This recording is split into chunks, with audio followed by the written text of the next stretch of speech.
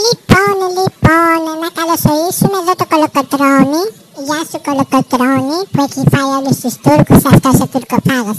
Είναι ένας τσόγλανος αυτός, τους έχει φάει όλους, κανέναν δεν έχει αφήσει. Λοιπόν, να ξεκινήσουμε με ένα μικρό μάθημα ιστορίας. Αμέ να ξεκινήσουμε, λοιπόν. Θέλω να μου πεις, Τουρκοφάγος, ποιος έκτισε την Ακρόπολη. Μη μου πεις, όπως αυτό που ακούω συνέχεια, οι Έλληνες. Βέβαια, οι Έλληνες χτίσανε την Ακρόπολη. Οι σκλάβοι τη χτίσανε.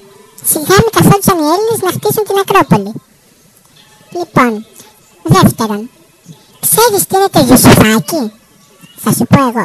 Κάτι όμορφα αγόρια σαν εσένα, πολύ παλιά, που είχαν πολεμήσει τότε με την Τουρκία, που είχε γίνει εκείνος ο πόλεμος. Ναι, θυμάσαι, δεν θυμάσαι.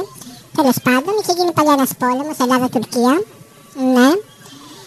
Και οι Τούρκοι, τους αιχμαλώτους που πιάνανε, τους διαλέγανε. Τους μισούς τους κόβανε το κεφάλι, σε αυτούς που ήταν άσχημοι και σε όμορφα αγοράκια σαν και σένα.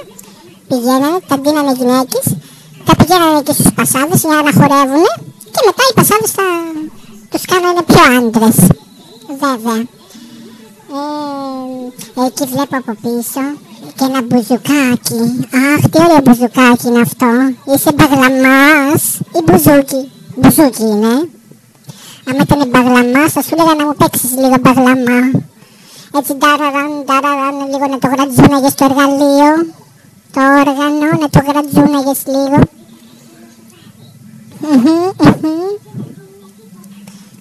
Αλλά από ό,τι βλέπω εσύ είσαι Ελληναράς είσαι.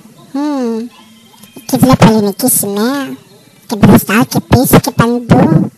Και από πίσω τη βλέπω να αχνοφαίνεται την ελληνική σημαία. Βέβαια.